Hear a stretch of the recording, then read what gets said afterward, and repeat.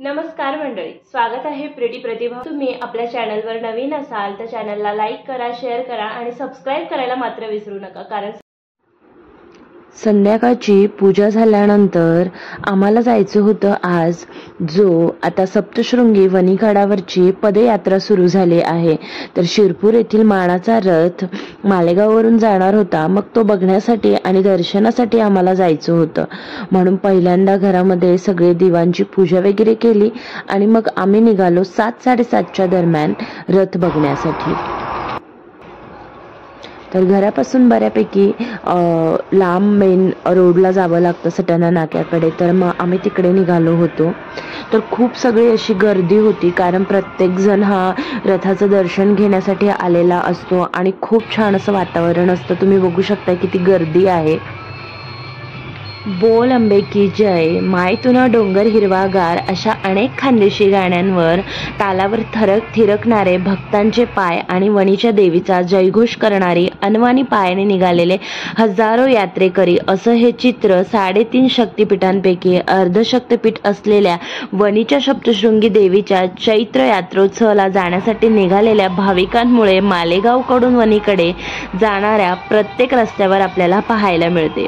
वणीच्या दिशेने अनवाणी पायाने चालणारे भाविक भक्तांनी रस्ते फुलून गेल्याचे चित्र पाहायला मिळत आहे। चैत्र पौर्णिमेला होणाऱ्या यात्रेसह नाशिक, धुळे, शिरपूर, जळगाव भागातून हजारो नागरिक जे आहे यात्रेकरू आहे वणीच्या दिशेने रवाना होतात।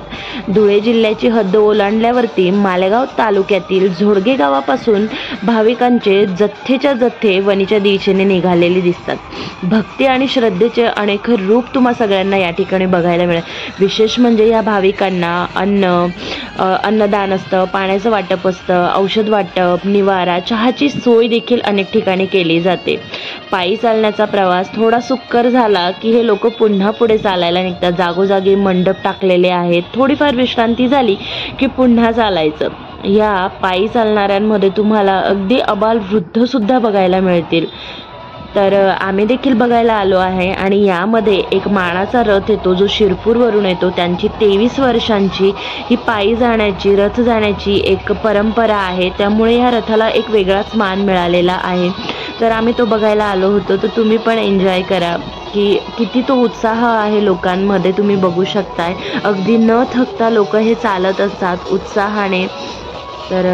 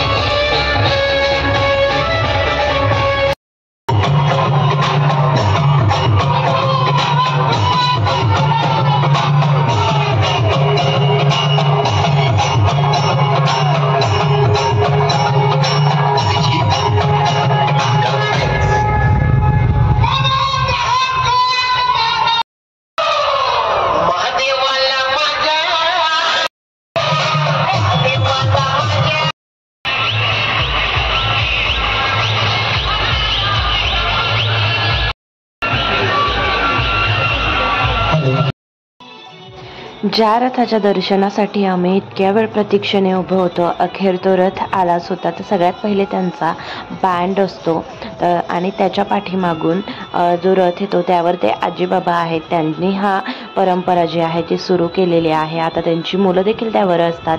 तर तुम्ही देखील दर्शन घ्या आणि जर तुम्हाला हा व्हिडिओ आवडला असेल तर मला नक्की कमेंटमध्ये सांगा।